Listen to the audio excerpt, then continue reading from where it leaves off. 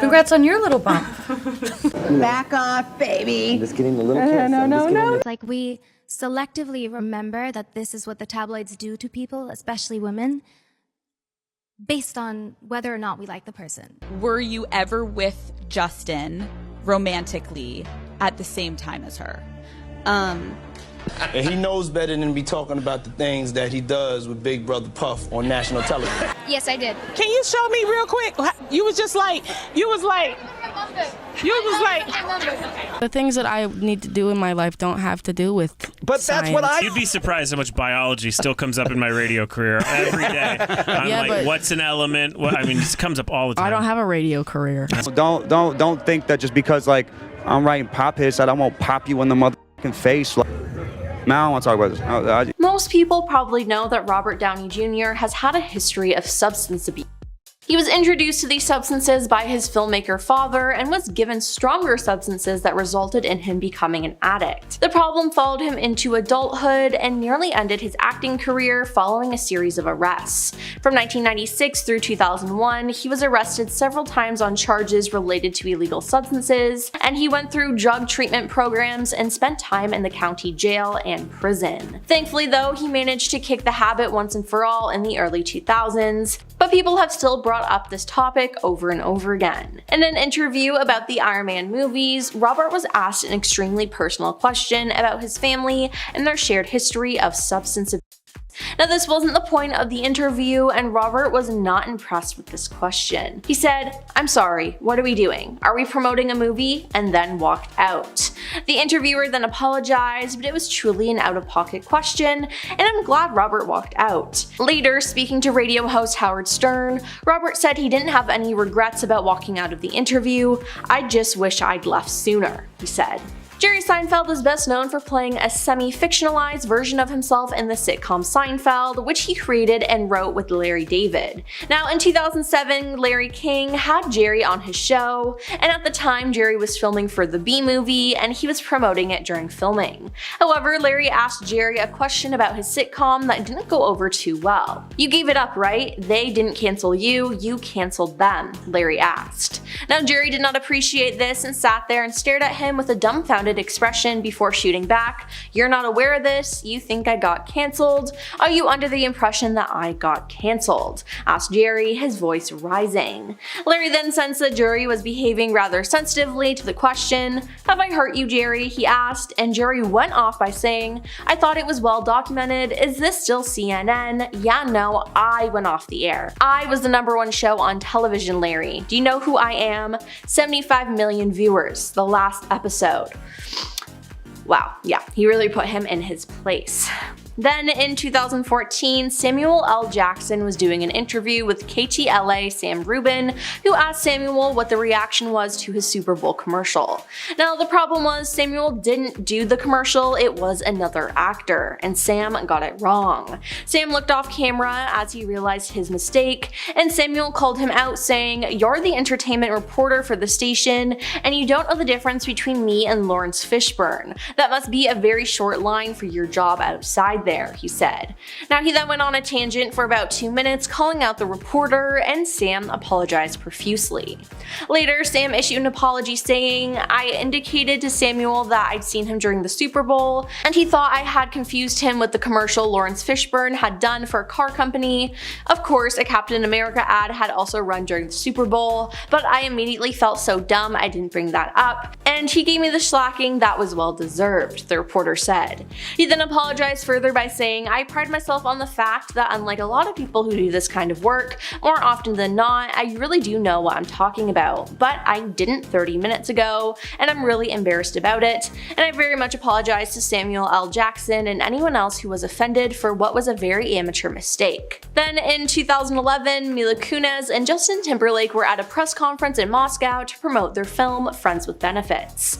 Now, during the conference, Mila, who speaks Russian, Mila went back and forth with the reporter reporter saying, well, if he wants to make movies and he can, why shouldn't he? What kind of question is that? Why are you here, huh? Now the reporter responded with, well, I'm just doing my job, and Mila said, well, so is he. It's the same thing. Now I'm glad Mila stood up for Justin because the reporter was just being straight up rude. Justin then tried to keep up with the conversation via an earpiece providing a delayed translation, and afterwards he pointed to Mila and said, "This is my bodyguard." Now, Cara Delevingne was interviewed for Good Day Sacramento to promote her film Paper Towns. She was video chatting as she wasn't actually in the studio, and she was asked questions about the film, and she made a lot of sarcastic comments, obviously joking. Now the host didn't seem to understand this, and one host said that they saw her in London a couple weeks ago being interviewed, and she seemed more excited about the film, and they asked, "Are you exhausted?" which is just a crazy question to ask. Cara seemed visibly upset about this comment, saying no, she's still very excited, and that the premiere was last night and it was emotional. Now she also added that this interview was happening in the morning, so she just needed more energy. Now the host then said that she seemed irritated and said they'd let her go before saying one more line of, "Go take a little nap, have a Red Bull, how about that?" Now Cara awkwardly smiles and says, "Okay, now too far," and stares into the camera. And obviously uncomfortable, they end the feed on Cara's end as the hosts go to bash her and talk poorly about her. Now it was all just so rude and unnecessary, and she didn't deserve to be treated that way. Carmen Carrea is a model who in 2014 Katie Couric invited to be on her talk show. After Carmen discussed her modeling career as a trans woman, Katie began asking about her transition. She asked, "Was the whole process painful physically for you? And your private parts are different now, aren't they?" Now the second question caused Carmen to shush Katie. "I don't want to talk about it because it's really personal," she said. "I don't know, I'd rather talk about my modeling stuff. I'd rather talk about being in W and maybe being in Italian Vogue and doing fun stuff and showing people that after the transition, there's still life to live. I still have my career goals, I still have my family goals." Katie received backlash for her questions, and Laverne Cox, who appeared on the show after Carmen, told the host that focusing on transgender people's transitions rather than their daily lives objectifies them. Now in 2017, Katie revealed that she had the opportunity to cut the segment out of the interview, but decided to keep it as an educational moment for her audience. "I discussed it with Laverne Cox, and I wanted, maybe foolishly, to use myself as an example to really have a teachable moment on the show," she told the Daily Beast. "That was my intent, and I guess I did it at the expense of making myself seem like an insensitive buffoon, which I guess I was." Now in 2015, Ariana Grande did a radio interview with Los Angeles' Power 106, DJs Just Incredible and Eric D. Lux. Now unfortunately, these men decided to ask Ariana sexist questions instead of talking to her about her music and career. "If you could use makeup or your phone one last time, what would you pick?" one of them asked. Now Ariana was thrown by this question and responded with, "Is this men assuming that's what girls would have to choose between?" And later in the interview, they asked her how long she could go without being on her phone, and she puts them in their place by saying she can go a long time without her phone, to which one the host replies with, "Ladies learn," and Ariana hits back with, "Boys learn. Boys and girls learn. We can all learn." Ariana was clearly uncomfortable throughout the whole interview, and the radio host should have known better, and I'm glad Ariana called them out for their behavior. And finally, back in 2012, Nicki Minaj and radio host Peter Rosenberg got into a feud after Peter declared at that year's Hot 97 Summer Jam concert that her Pink Friday Roman Reloaded single Starships wasn't real hip-hop. A year later, the pair spoke on Hot 97, and Nicki took some shots at Peter after he disrespected her music and said, "I don't know your resume, I never found you funny, I never found you entertaining, I never found you smart," she told him. "I just found you annoying. To me, it was like, who are you? You don't have enough of a resume to make those comments."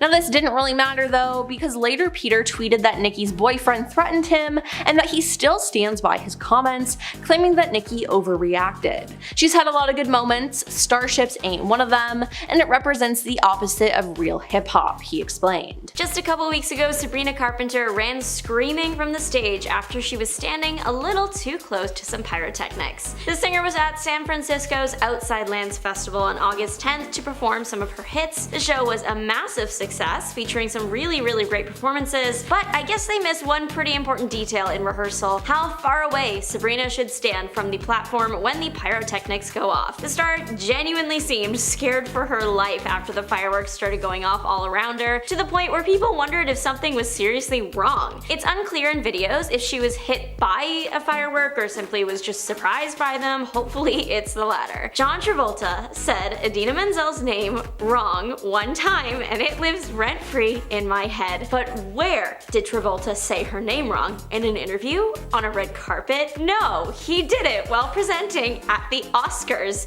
and not even like an award. He was introducing her before she sang one of the most famous Disney songs ever, Let It Go. People were tuned in to watch this performance. The odds were so stacked against him. His intro was, "Please welcome the wickedly talented one and only Adele Dazeem." Now, I don't know who that is, but Idina Menzel did a great job. She said it took her 8 beats to get over the pronunciation. Travolta later shared what caused the vocal blunder. It was a combination of things. He met Goldie Hawn backstage, and then his lines were changed last minute to add phonetic spelling of Menzel's name that he never rehearsed with, which makes me wonder how they could have possibly written her name to get Adele Dazeem. As expected, the interview took this misstep and ran with it. Someone made a Travoltify your name generator. If you go to Google and look up Adele Dazeem, it will show you Idina Menzel. Menzel took this all in stride, even recently wished the moment a happy 10th birthday, but she got her revenge the next year at the 2015 Oscars, introducing Travolta as Glom Gazingo. Kendall Jenner trying to introduce 5 Seconds of Summer at the 2014 Billboard Music Awards is a tough watch. What was in the air that year? Kendall was supposed to introduce 5 Seconds of Summer, right? But it sounds like she almost introduced One Direction instead. She was doing really good up until the end. She just got lost. I can see why she might have messed up. At the beginning of her bit, the word direction was stressed, and the word summer was used back to back. When she hit her first hiccup, Jenner got flustered quickly and visibly was panicking before saying, "Guys, I'm the worst reader," nervously laughing before jumping back on the horse for a semi-strong finish. After the moment happened, Jenner tweeted an explanation. She messed up because she didn't have her contacts. But now we are, in fact, going to talk about One Direction. And again, this screw-up happened in 2014. What was up with that year? In this case, we are at the Brit Awards. One Direction has just won the award for global success. There are only 4 boys up there, and this was a time when there should have been 5. Point is, Harry Styles wasn't on stage. Liam Payne started stalling a little to see if Styles could be located, saying, "Has anyone seen the curly lad?" Right, there's 4 of us now, and that's some real life foreshadowing right there. But then, just as Liam is kind of wrapping up the acceptance speech, out from the shadows and sprinting to the stage is one Harry Styles. Poor Harry gets up on the stage and Liam hands him the mic. He doesn't know what's going on. He doesn't even know what award they've won. He does share why he was gone, saying, "I'm really sorry, I was having a wee." The 2013 Oscars were iconic for one reason, and that was the Jennifer Lawrence stair trip. 22-year-old Lawrence had just won the Oscar for Best Actress. She's wearing this beautiful long gown, which is her undoing because she trips and falls on her way up the stairs. But it's Jennifer Lawrence, so she plays it off so well. Works it into her speech, she gets a standing ovation when she does finally get up to the podium, and addresses the crowd saying, "You guys are just standing up because you feel bad that I fell and that's really embarrassing." How could you not love her? Though it was embarrassing, now it's part of the Lawrence charm to be just a little bit clumsy. We love it when a celebrity proves that they are human just like us. And honestly, if you look at the pictures of the fall, she still looks great and kind of like a Disney princess. Joe Coy's bad Barbie joke at this year's Golden Globes got the comedian swiftly cancelled. First off, I can't believe that was this year. That feels like it was ages ago. And second, he was cancelled because he said a lot of really bad jokes and strange things. The Barbie joke was just the worst. Coy eventually got around to talking about the event of last summer, Barbenheimer, in his opening monologue. He compared what the 2 films were based on, mentioning that Oppenheimer was based on a 721-page Pulitzer Prize-winning book about the Manhattan Project, whereas Barbie was based on a plastic doll and went on to speak cruelly about said doll. Finishing off with the stellar line, line, "The key moment in Barbie is when she goes from perfect beauty to bad breath, cellulite, and flat feet, or what casting directors call character actor." The audience's reaction to this moment are funnier than any joke he told that night. You can tell that Koi can feel that he's not doing a good job. He starts blaming the writers, making excuses like how he only got the job 10 days ago, saying that he didn't write the bad jokes, he wrote the ones everyone is laughing at. Either way, it wasn't a good look. Larry David introducing Ariana Grande on SNL is over 8 years old now, and I still laugh every time. It happened right before Ariana was supposed to sing her hit song Dangerous Woman. Larry David says, "Ladies and gentlemen, just fine. It's just when he gets to her name that it goes downhill. Names are hard. I don't blame him. He goes for Ariana Grande. He ends up saying Ariana before just giving up. He knows he messed up too much to fix it, so he just stops, and we've all been there. He even does the little hand clap thing that universally conveys that you've accepted your fate. This video is so funny, and some random audience member also lets out the loudest laugh you've ever heard. It's a miracle Ariana was able to perform. I simply would have started laughing. Steve Harvey frequently hosts the Miss Universe pageant, and while he does do a good job, he also makes some little mistakes every once in a while, but none are more famous than when he read out the wrong winner back in 2015, crowning Miss Colombia when in reality Miss Philippines was the winner. Harvey has since looked back on this moment, calling it painful and the worst week of his life. I don't blame him, he was the internet's favorite target for a while. He later explained that the reason the mess up even happened was because there were a lot of changes made before he was supposed to head out on stage. So typically they read 2 names, but that was changed to 3. Apparently, he was also told to read the wrong name by someone in his earpiece. He was told to read the next name, which was Colombia, on the card, and he didn't even know anything was wrong after he read it, since he stepped off stage and got a bunch of compliments. It wasn't until someone on his team let him know what happened that he got with the program. Harvey said that he regrets going back out on the stage after and wishes he could have let someone else handle it, believing that if he did that, he wouldn't have received so much backlash. Fergie singing the national anthem at the 2018 NBA All-Star Basketball game is one of my favorite videos on the internet. We all know that Fergie is talented, but what happened here?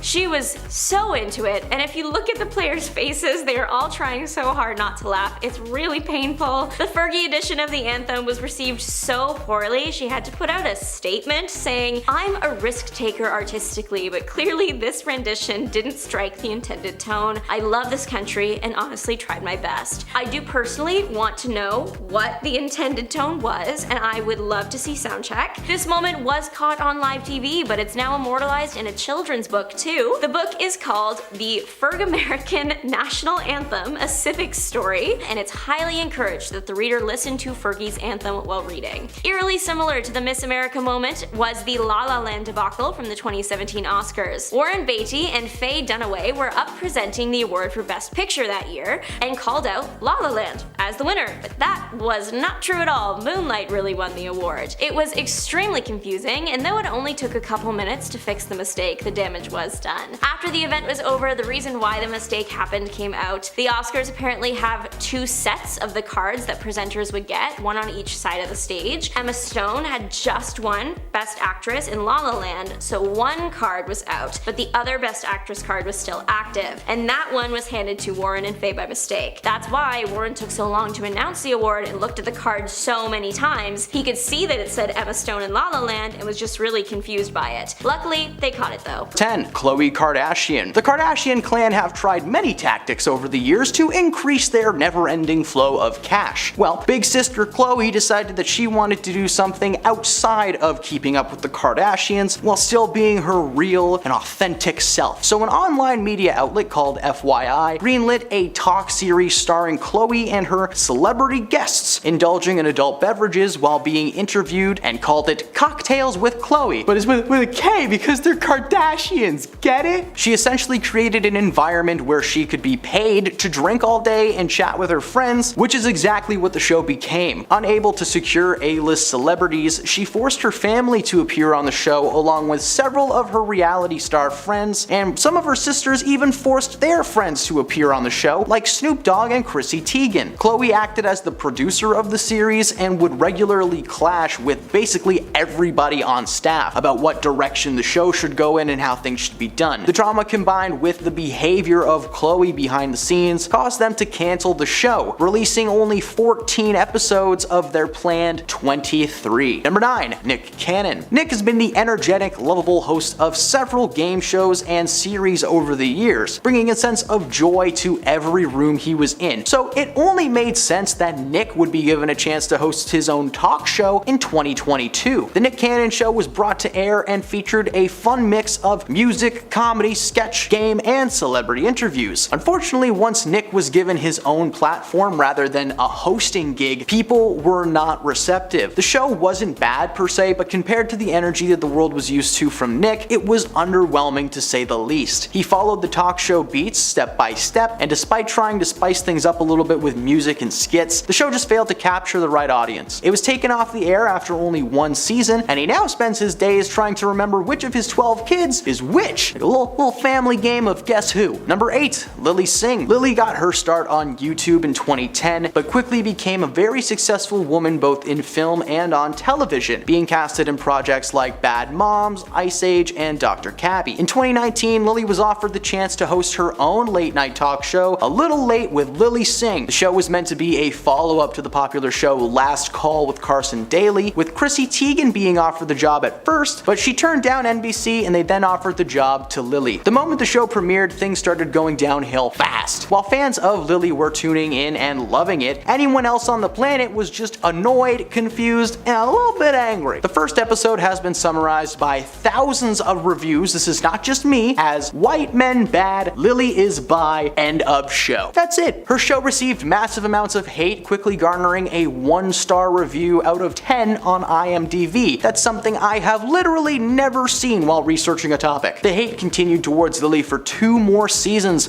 before she announced the show was being cancelled by NBC. She simultaneously announced that there was a deal with Netflix setting her up to star in a new show. Lesson learned there, no matter how controversial you are, there's always room for you at the old flicks. Number 7. Kris Jenner. Simply titled Kris, the momager of the Kardashian clan starred in a 6-week test run of her talk show. Not only did it receive terrible reviews, but it was cancelled before it was even picked up. Frank Kitcha, senior VP and president of programming at Fox's television studios, admitted he knew by the time the test ended that this show was not going to work. He claimed that Kris was uninteresting and that she was trying to capitalize on her name and not her ability to entertain. When the cameras were on, she looked like a deer in headlights. She had trouble reading the prompters, and the conversations that she would have with her guests just kind of felt like she was trying to take a survey or something. Where are you from? What's your hobby? Which one of these pictures is not a sailboat? He praised her hard work, but ultimately the project was a flop from the start. In fact, the studio later received hate mail aimed towards Kris, claiming her show would have been one of the worst Kardashian moves ever made. Number 6. TJ Miller. Before being accused of misconduct by several women and having his career cancelled entirely, Miller was on a hot streak starring in Silicon Valley and the Deadpool franchise. In 2017, he was given a green light to host an 8-episode talk series called The Gore Burger Show. But unlike normal talk shows, this was meant to act as both a talk show and a straight-up TV series. Miller voiced a massive blue puppet monster named Gore Burger. The alien takes a Japanese talk show hostage, and he learns what it means to be a true human from various celebrity guests, including Tig Notaro, Larry King, Rob Corddry, and Reggie Watts. The show was created after the success of the short sketch series of the same name on the Funny or Die YouTube channel, which is also responsible for the Weird Al Yankovic movie, so thank you for that. In fact, it ran for 2 seasons on YouTube before being picked up for primetime television. The concept was neat and had clearly been working online. However, the show was cancelled after only 8 episodes due to the lack of star power that they were able to land on the show. However, some say that the show was cancelled due to the allegations that were brought up against Miller, as the cancellation announcement was only like 1 week after the news began making headlines. Whether it was the controversy or the lack of celebrities, this is one talk show that may return with a new voice behind the monster. Number 5. Sarah Silverman. Sarah is a popular stand-up comedian, but these days she's out on the picket lines of the SAG strike with her fellow performers. A few years ago though, she was sitting cozy on the set of her own talk show called I Love You America. The show was aimed to give Sarah an outlet to poke fun at the current political and emotional landscape of the country. She would also, from time to time, bring on various celebrity guests to discuss their pasts and share stories. There was a lot going on for Sarah, whether it was connecting with firemen in Texas over making accidents in their pants, to going on blind dates with a conservative lobbyist in DC. She was never holding back. The show was actually pretty well received among Sarah's fans, but the executives over at Hulu did not appreciate the content. Apparently big budget studios don't like it when you get political on shows. I don't know, weirdos. The show only lasted one season spanning 21 episodes, and it was nominated for an Emmy for Outstanding Variety Sketch Series in 2018 before its ultimate demise. Number 4. Zach Galifianakis. As many may know, Hangover star Zach Galifianakis has been hosting a pretty popular talk show online for a few years called Between Two Ferns. It's short interview segments where he tends to berate the person that he's interviewing, but the goal is to make the interview as uncomfortable as possible on both ends, so the A-listers tend to give some pretty solid roasts and off-the-cuff responses. Before hosting this popular series though, Zach was meant to host another show called Late World with Zach. It was literally just a clone of the already existing late night shows at the time, just with Zach's strange style of comedy being the only unique thing that the show had going for it. He would do skits and go on to red carpet interviews, but the show only aired for 9 weeks before being pulled off the air due to poor ratings. At the time the studio blamed Zach, but as history has proven, Zach was not the problem with this program. He's a hilarious man that decided to make a name for himself, hosting the now famous talk show Between Two Ferns online before getting a Between Two Ferns movie just a few years ago. Boom, top that, Jimmy Fallon! Number 3. George Lopez. George Lopez was once one of the most bankable men around. His comedic talents and eccentric personality made him instantly entertaining, so much so that he was given his own sitcom in the 90s, but we're here to talk about his talk show, Lopez Tonight. The show first aired in November 2009 on TBS, and it actually didn't feature all that many celebrity guests. It mainly relied on audience interactions and George's wild energy. He did have some guests appear from time to time though, with Kobe Bryant and Ellen DeGeneres being the most notable. Unfortunately, around the end of 2010 there was a massive feud between The Tonight Show and Conan O'Brien that caused him to quit the series and sign on with TBS to make his own show. But this meant that Lopez would be pushed from a primetime 11 p.m. slot to the less exciting midnight spot. This move caused a steep decline in ratings, and as of August 2011, they decided to cancel the show entirely. The short-lived show will be remembered as a good time, as the decline only came from the time change. The show itself was very well received, and we would not be upset if a revival was ever in the works. George, you watching? You listening? Do it. Number 2. Jada Pinkett Smith. Jada and her husband Will have made headlines in the news several times over the years. It's usually for something pretty bad like infidelity or,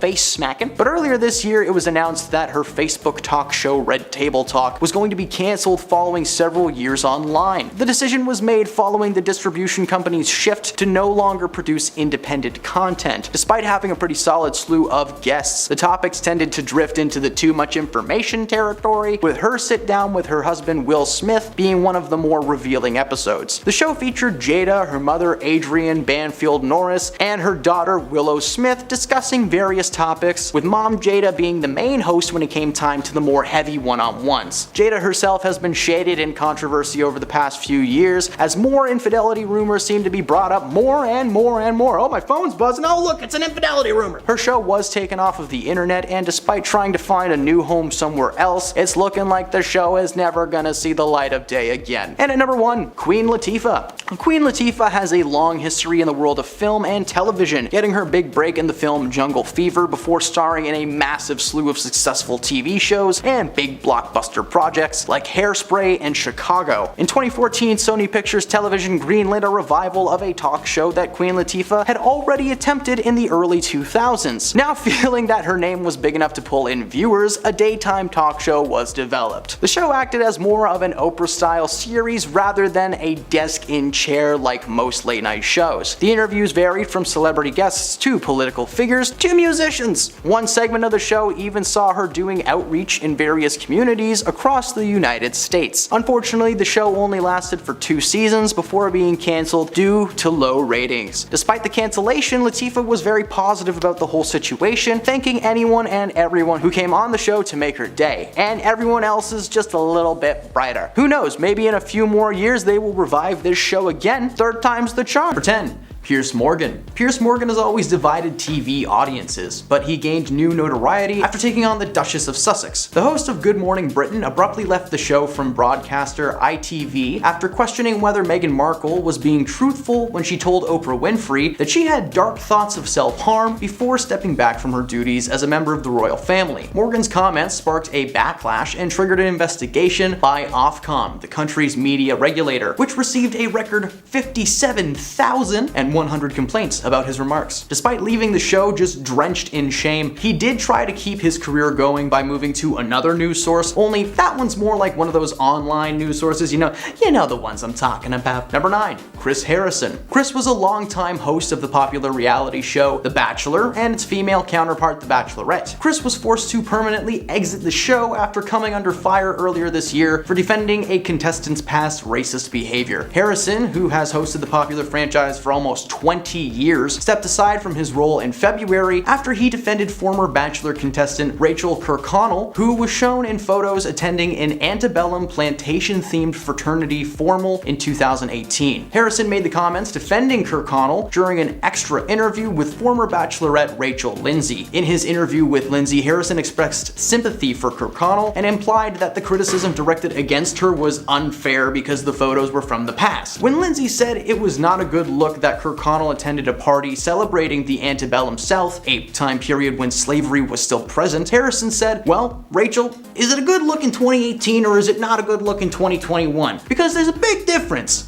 Hey Chris, yeah, it's not a good look ever. He later admitted he made a mistake and that he was seeking guidance from a race educator and strategist, which I'm not really sure what that person does. Alright, here's how we're not gonna be racist today. Number 8. Bill Maher. Bill has always been a man of controversy, literally hosting a show called Politically Incorrect for years before being cancelled in the early 2000s. He's since gone on to host his own show again called Real Time with Bill Maher, a show that may finally be getting the cancellation treatment thanks to Bill just being an absolute menace to society. Bill has shared a few controversial opinions on his talk show, but he's also spouted some pretty rough language saying words that nobody should ever say, especially the N-word, which he just casually threw around during a live exchange with the Senator of Nebraska, Ben Sasse, in 2017. He was immediately called out by millions of people begging for the cancellation of his show on HBO, but instead of canceling the show, HBO released a statement claiming that his language was inexcusable and tasteless, and then they just removed the word from the edited version. While his career as a talk show host hasn't really suffered, and there's plenty of terrible people to interview, his career as a comedian has gone nowhere but down the drain. Number 7. Joe Rogan. Joe was once the host of one of the most intense reality game shows of all time, Fear Factor. Right? Just mentioning that name makes me feel like I've got cockroaches crawling all around me. Seriously, whose idea was that? Eventually, Joe moved on from the world of live game shows and moved to live gladiator fights, aka UFC. As a sports commentator, Joe has been adored by fans, becoming a staple in the world of ultimate fighting. However, he also decided it would be an epic idea to start a podcast and invite everyone and anyone under the sun, including several fake doctors and media men, to spread lies to the world while fueling Joe's tiny ego. To make everything worse, Joe decided that since it was his show, he could say whatever he wanted, defending the situation surrounding the show's so-called misinformation. He is also one of those people who just casually likes to throw around the N-word when he feels like it's necessary. After saying too much on several episodes, Joe's career has been cemented as podcast host from now on. Like, if this man ever tries to rise, he's gonna fall hard into a pit of animal entrails. Seriously, why was Fear Factor a thing? Number 6. Sharon Osbourne. 2 years ago on the popular talk show The Talk, host Cheryl Underwood and Sharon Osbourne began to discuss the topic of racism amongst the recent firing of Sharon's personal friend Piers Morgan, also on this list, from Good Morning Britain over all the comments he made about the Duchess of Sussex. Sharon went off and began aggressively defending her friend, asking Cheryl what Piers said specifically that was racist. She then went on to say that she was being put into an electric chair, and due to her connection to Piers that she herself must also be racist. She went on to clarify that she did not support his comments per se, but that she did support his right to free speech. But like, he used that free speech to say messed up stuff, so maybe don't support him. She then asked Cheryl over and over again how she herself could be so racist. What has she done? What has she said? Well, Cheryl then signed off for a commercial break before Sharon let out some pretty choice expletives. When they returned, the tension almost seemed worse and the conversation continued to escalate. Eventually, Underwood was able to get her point across and calm Sharon down. However, the damage was done, and the internet called for her immediate removal from the show. Number 5. James Corden. In one of the show's more popular bits, The Late Late Show had the Late Late Lie Detector. Corden asks his guests to hook up to a lie detector test and answer a series of questions on the air. During one segment of this bit, in which guest Kris Jenner was hooked up to the line, she was asked about her involvement in producing a certain tape with Kim. You know what I'm talking about. She was quick to roll her eyes and shake her head and say, "Oh no, no, no." And then the expert said, "True. Case closed." Nope, not even close, because the next day Kim Kardashian's ex-boyfriend Ray J blasted the show, calling the segment fake and claiming that the man giving the test, John, was underqualified. Going on to call the network sad for allowing this segment to be aired and threatening to sue Corden and the show itself. A little digging was done and it turned out that there was some truth to these claims, as John's LinkedIn profile revealed that he had attended an unspecified number of lie detector academies, which sounds super made up. It also said that he had a bachelor in law, but that he didn't actually really finish the course. Whether it was this moment or one of the many missteps in James's show's history, the entire thing got canceled and James is a liar stuck looking for work. Number 4.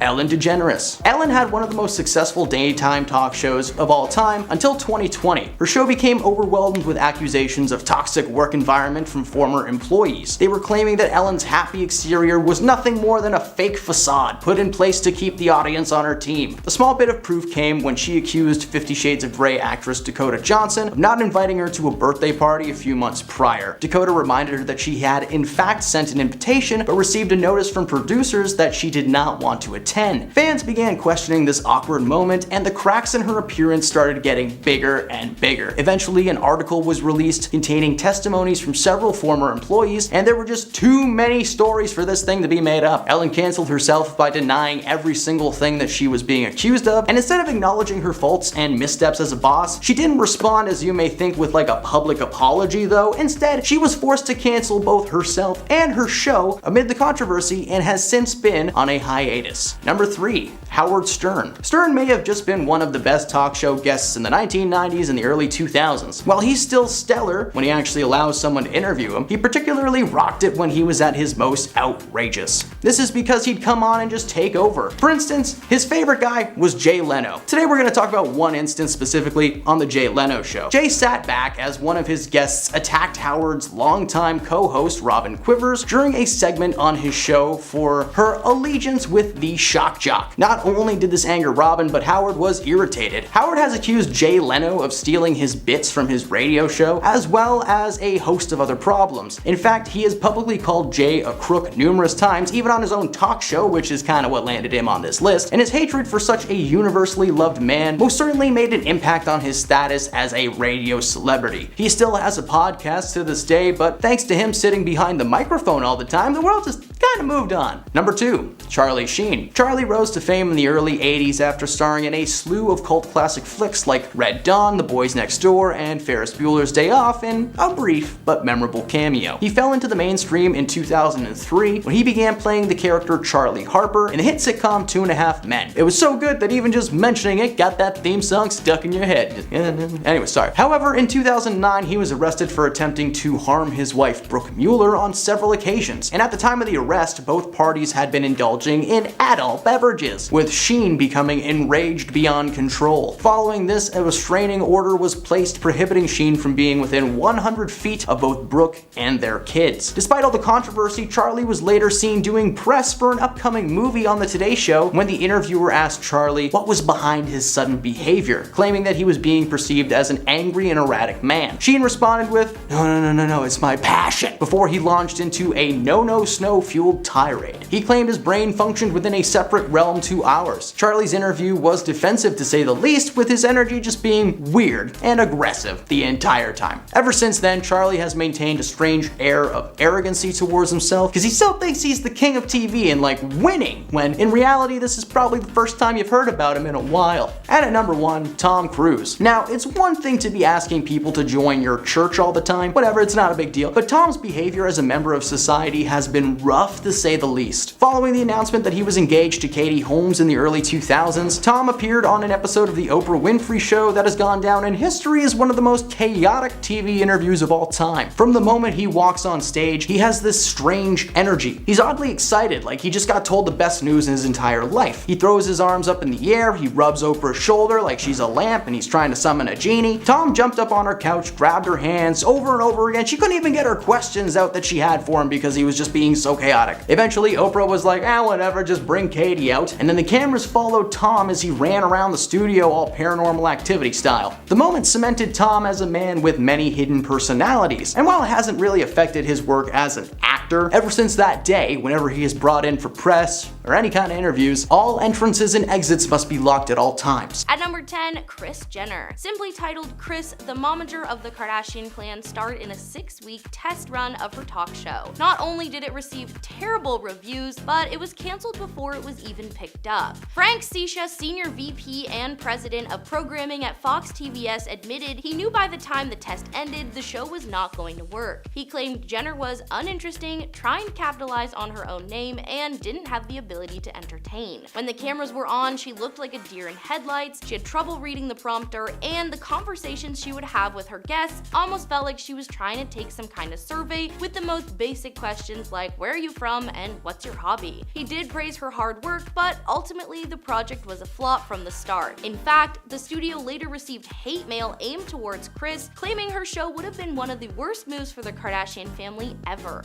At number 9, Martin Short. Martin Short has had 2 shows with his name attached in his lifetime. The more popular and longer lasting of the 2 was his 1-season talk show, The Martin Short Show, which was a simple late-night talk show with a few sketches between A and B. The short-lived predecessor was a sketch show of the same name. The premise was Marty playing himself in a sitcom about his day-to-day before going on stage as a talk show host. Very meta indeed. As you may expect, the format was a little weird. Studio execs were complaining that it felt like a rip-off of Seinfeld with a bit too much time spent on the talk show portion of things. After 3 episodes were filmed and edited, a test audience was brought in and the decision was unanimous.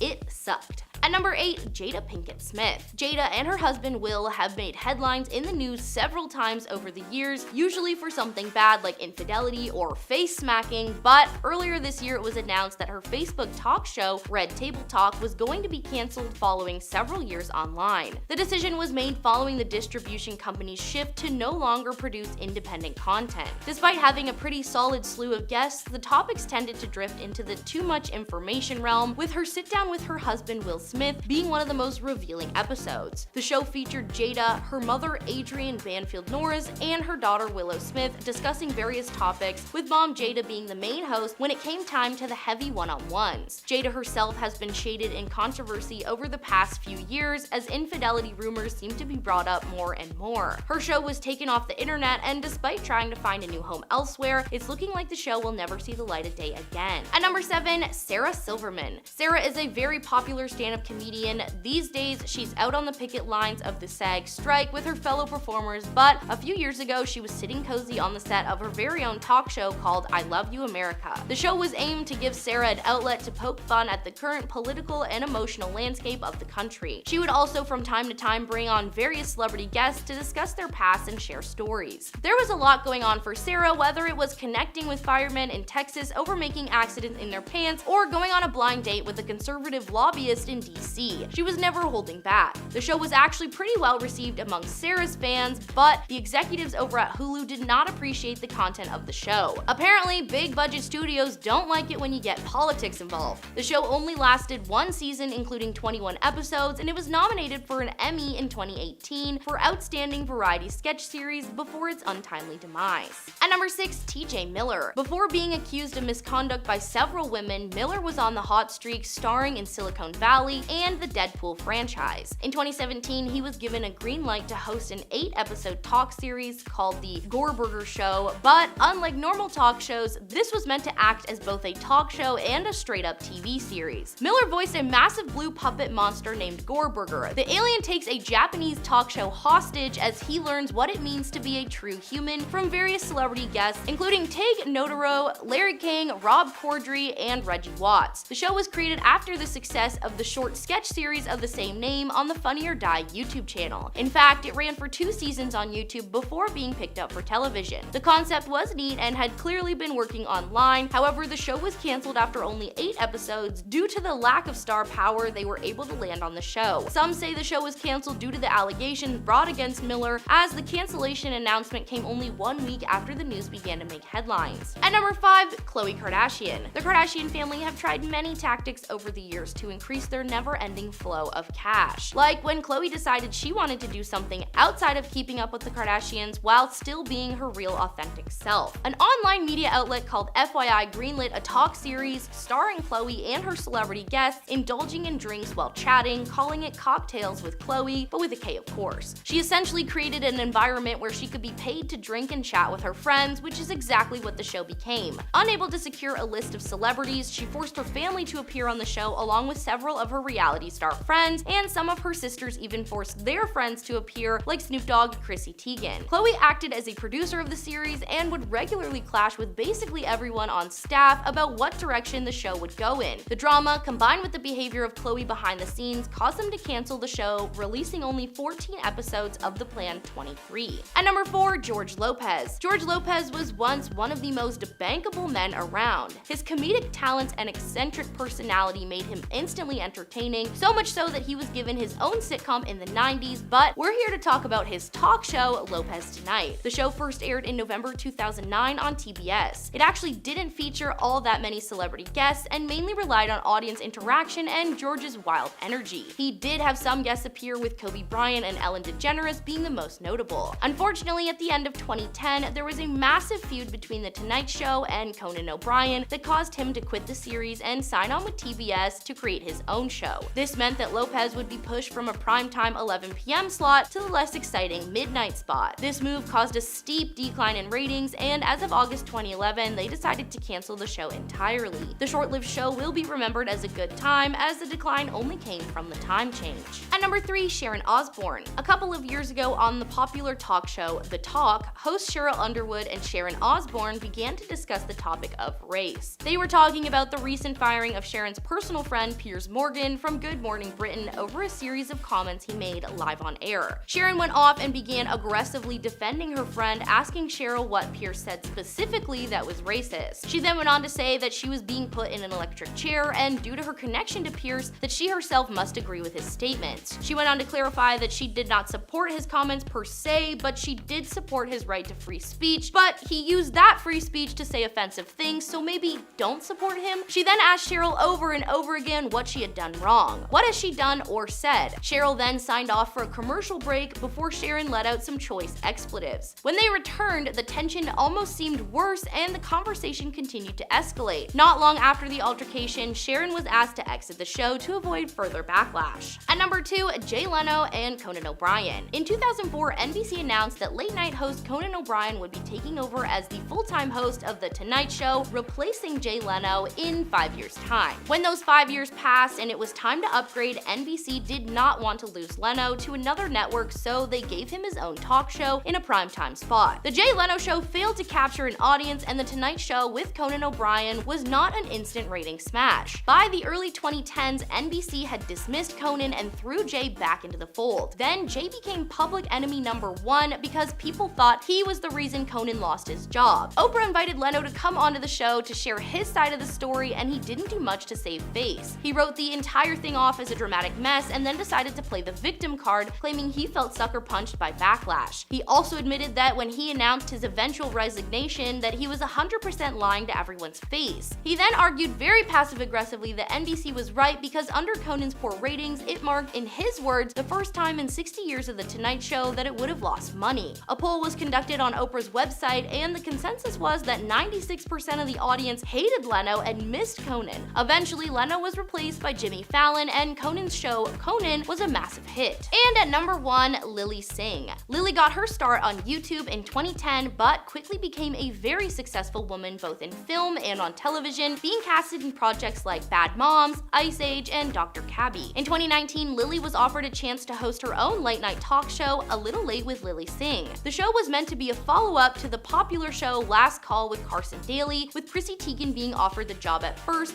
which she turned down, so NBC then and gave the job to Lily. The moment the show premiered, things started going downhill fast. While fans of Lily were tuning in and loving it, anyone else on the planet was annoyed, confused, and a little bit angry. The first episode has been summarized by thousands of reviews as "white men bad, Lily is bi, end of show." Her show received massive amounts of hate, quickly garnering a 1-star review of 10 on IMDb, something I have literally never seen while researching a topic. The hate continued towards Lily for 2 more seasons before she announced the show was being cancelled. She simultaneously announced a deal with Netflix, setting herself up to star in a new show. At number 10 is Shaq's embarrassing trip to Walmart. The NBA Hall of Famer is one of the greatest basketball players of all time and is also hilarious, by the way. Honestly, I feel like his comedy is a little underrated, not gonna lie. Even though he's retired now, he still maintains his funny personality on social media and in live interviews. During one of his interviews in 2018 while he was on The Late Late Show, he shared the story about a time that he went to Walmart and his credit card got declined. The incident happened after he was traded from Miami to Phoenix and he needed furniture for his new apartment because he didn't want to wait for his stuff to arrive from Miami. So he went to Walmart and spent $70,000, but his credit card got declined several times and he actually had to call American Express with everyone watching. $70,000 at Walmart? What are you buying? Moving on to number 9 is Madonna opens up about her sex life. Leave it up to Ellen to add a game to her show that has her celebrity guests opening up about their personal business. She added this classic party game, Never Ever Have I Ever, and has them answer with an answer card that says they have, or if they flip it, it says they have never. Madonna was paired with Justin Bieber to play, and Ellen asked them, "Never ever have I ever had sex with more than 2 different people in one day." Justin and Ellen both held up the I have never card, but Madonna held up the I have. Unfortunately, we didn't get any more details about who her 2-for-1 hookups were, but we did learn that she is just a little more frisky than we thought. Cruising into our number 8 spot is the time that Diddy confessed the craziest place that he had sex. Ellen DeGeneres is back at it again with a fun game to get some gossip about her guests, and one of them is called Hot Seat. Her guests sit with her in 2 hot seats and they fire off questions that they have to answer, and then they quickly hit the buzzer when they are done. Apparently her show just has no shame in asking people about their sex life, because she asked him, "Where is the craziest place you've had sex?" But he had no shame in answering and revealed the secret that he's actually had sex at Nobu, which is one of the most famous and popular restaurants in LA. So next time you're eating at Nobu, just know that he had sex there. In spot number 7 is Kim Kardashian accidentally revealed the gender of her child. In the world of Hollywood, media outlets would fight to their death to find out a secret like this so that they could be the first to publish it. But Kim didn't give them the chance because she accidentally let it slip during an interview on Ellen. Her and her husband Kanye West revealed that they were going to have their 3rd child through a surrogate, but didn't want to reveal the gender. She screwed up though when she was telling a story about her daughter North wanting to keep all the new baby's toys in her room. She said that the day after the shower, North went up to her and said, "Mom, since baby sister's not here, I think I need all of her toys in my room and I'll play with them and make sure they're okay for baby sister." Ellen was quick to point out that she just told us it is a girl because she's having a baby sister. Oops. And number 6 is a time that Denise Richards talked about her lesbian fling. Most people are used to seeing her as Charlie Sheen's former wife and also the mother to his kids. But when she did an interview on the Howard Stern show, she revealed some spicy information about her life outside of Mr. Sheen. She admitted that she had hooked up with a female friend. She wouldn't reveal who it was, but said that she's also a well-known Hollywood star. She talked about it and said, "I just met her through friends and work and stuff. I was just curious. We were curious. She was a girly girl and she's beautiful. You would know who she is." Come on, Denise, we need more than that. Tell us who it is. I want to know. We are halfway through and we have Justin Timberlake admitted to a hookup. He was another victim of Ellen's game of Never Ever Have I Ever, and he played with the infamous boy band NSYNC. They were all asked, "Never ever have I ever slept with a Spice Girl?" Justin was the only person to turn the card so that it said I have. The audience began cheering and of course they wanted to know which Spice Girl it was, but he refused to tell. Leave it up to fans to come to the conclusion though that it was Baby Spice. They started posting a video clip of an interview she did back in 2004 when she was asked if she had a one-nighter with Justin, because those were the rumors going on at the time. She responded with, "We hung out and partied a bit and he's very sweet. He spoke about this first because otherwise I would have not said a word. He's very sweet." So, she didn't really confirm nor deny. At number 4, we have J-Lo snuck a man into her house. Now you're probably wondering why she would have to sneak a man into her house. Like, she is an adult and she's also J-Lo, so she can basically do whatever she wants and invite people into her house at any time. But there is one thing she has to consider, and that is her kids, which is ultimately her biggest priority. During an interview one time, she was asked about her love life and if she has ever had to sneak a man into her house, and she revealed that she totally has. Fans were hoping she might spill the tea and tell us who it was, but she kept that little detail to herself and admitted that she has totally snuck a man in at night while her kids were sleeping. Alright guys, we have made it to number 3, and it's a bit more serious. Melissa Joan Hart revealed on a talk show that she did drugs during her time as Sabrina the Teenage Witch. For a long time, she was the ultimate girl next door. Audiences fell in love with her instantly and she quickly became a teen star. But back in 2013, she got candid during an interview and dished details about her wild side. She said she had drug-fueled Hollywood nights and revealed shocking affairs with some of her co-stars at the time. She said, "I experimented with weed, ecstasy, and mushrooms for about a year and a half. One of her most shocking stories was from 1999, where she said she took ecstasy one night at the Playboy Mansion, made out with a girl on the limo ride home, and then showed up to her Maxim photo shoot still high from the night before." Honestly, I would have never suspected this from Sabrina the Teenage Witch. Kinda ruining my childhood a little bit, kinda weird to think about, but hey. I don't judge. Taking over the number 2 spot is Leslie Jones, used to work for Scientology. The SNL star was on the Ellen DeGeneres show when she was asked what job she worked before she was famous. Surely, she could have said any of her other jobs, like McDonald's or Walmart or something. I'm sure we all had a part-time job. But instead, she was honest and admitted that she used to be a telemarketer for Scientology. She said, "I lived in Glendale. I needed to pay the rent and it was a very easy interview. I just acted crazy. They kinda still don't know I'm not a Scientologist."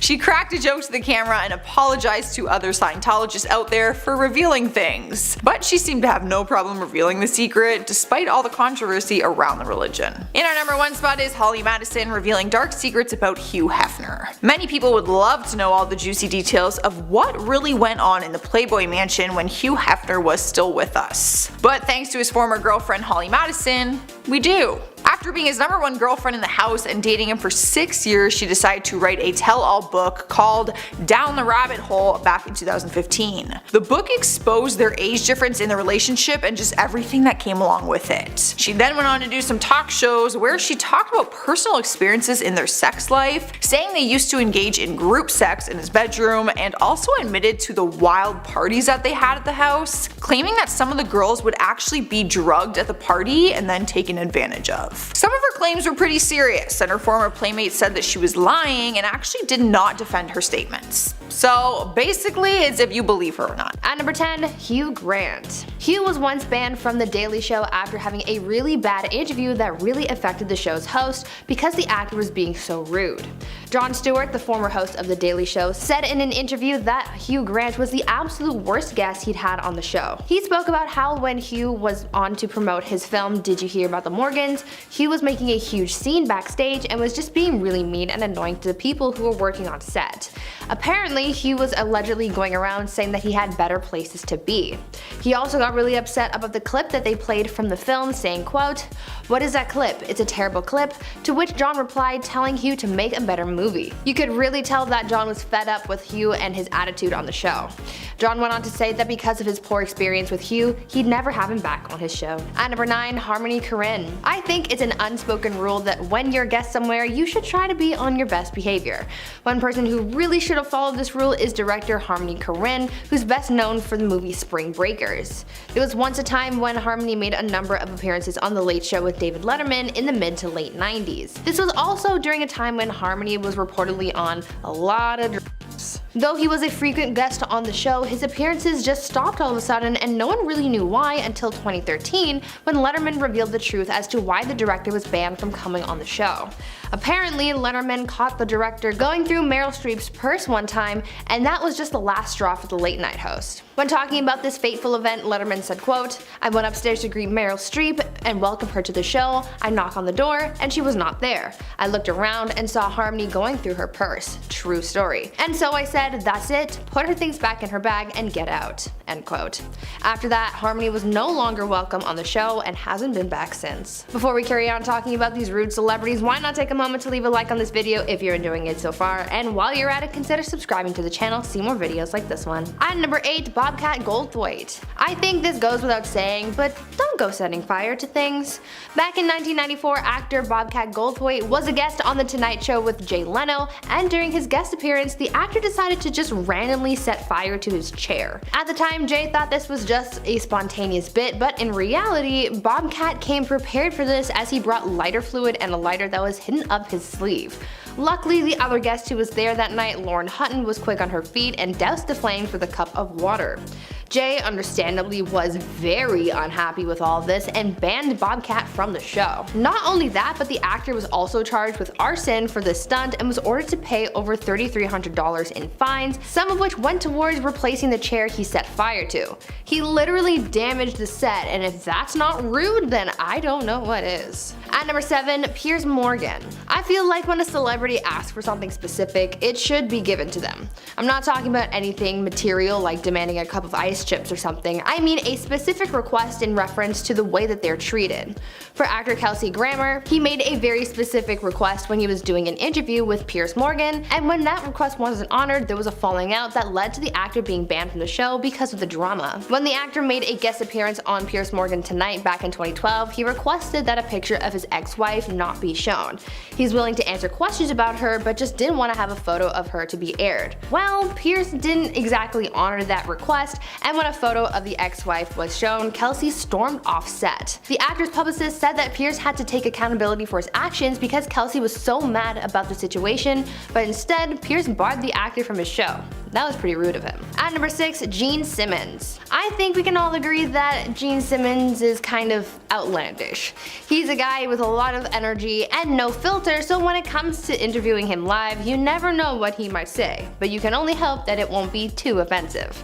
At one point, the singer was a Fox favorite, making regular appearances on their programming where they would discuss hot topics in the world and would share their opinions on things. They liked the guy and liked having him on their show, but after causing a stir during a meeting at Fox and making some rude comments towards some of the other staff members, Gene got banned for life, and it was a hot topic of its own. Some of the things that Gene said to some of the women at the network got leaked, and it's not something you would want to have said to you. Let's just put it that way. After all of that went down, the singer was not welcomed back on their programming because they didn't like the way he behaved. At number 5, Sharon Osbourne. Talk show host Sharon Osbourne found herself in some hot water earlier last year after she made some comments about Meghan Markle and Prince Harry that not only caused her to get backlash, but also lose a friend. Sharon Osbourne and Cheryl Underwood got into a heated argument surrounding Piers Morgan's comments about Meghan Markle. During this feud, Sharon backed up Pierce's comments about Meghan Markle's mental health, and this frustrated Cheryl because she didn't like the comments that were being made about those involved. The two got into a very heated debate that ended with a lot of drama, sparking a conversation about Sharon's ideals. She was called a racist, and a number of other accusations came out about how she's used various slurs in the past when talking about her other co-hosts. As a result of this, the network for their show launched an internal investigation, and that ended with Sharon being let go from the show. At number 4, Kelly Osbourne. Now, we just talked about Sharon Osbourne and her talk show scandal, but her daughter Kelly has also been in her share of controversies, including one that happened while on a talk show that kind of ruined her career because of a rude comment that she made. During an episode of The View, Kelly Osbourne really missed the mark when trying to clap back at Donald Trump, even though she was trying to diss Trump, and ended up getting in enough trouble herself. Just shortly before this episode aired, Donald Trump, who was at the time only a presidential nominee, was saying offensive things about the Latinx community and how he wanted to deport them. I'm sure we're all familiar with this one.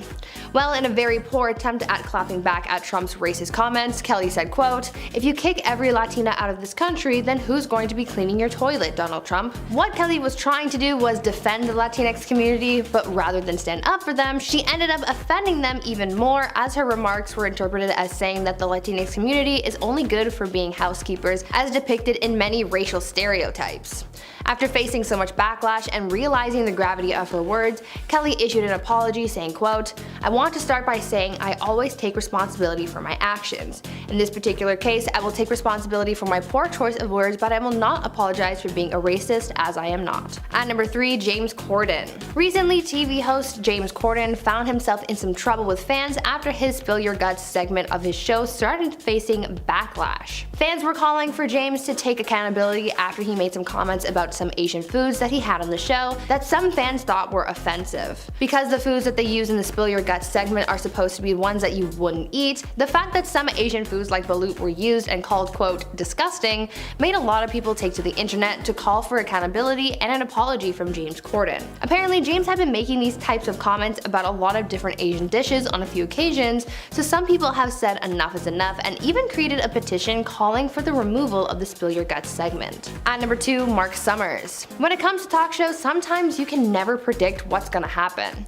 These shows are often used to catch up with a celebrity and just talk about life and whatnot, but sometimes these conversations can turn into brawls when the wrong thing is said, and this is pretty much what happened between Burt Reynolds and Mark Summers in 1994 when they were both guests on Jay Leno's talk show. The two men got into a heated brawl after some jokes were made that offended the both of them. Essentially, Mark Summers made a comment about how he was still married, while Burt at the time was going through a divorce, and it made Burt pretty upset. In retaliation, Burt threw some water at Mark, and that's what sparked the fight. It gets to the point where Jay Leno just can't keep the show together because his guests were fighting so much, and producers even went so far as to bring out pies for Mark and Burt to make it look like this fight was staged. After this, people got talking, and some people came to the conclusion that this brawl was uncalled for, and since Mark started it, he felt the most backlash. And finally, at number 1, Ellen. In late 2019, actress Dakota Johnson sat down for an interview with Ellen, and some people see this interview as the one that started this whole Ellen is mean scandal because of how rude Ellen was. During the interview, Ellen berated Dakota about the fact that she wasn't invited to Dakota's birthday party.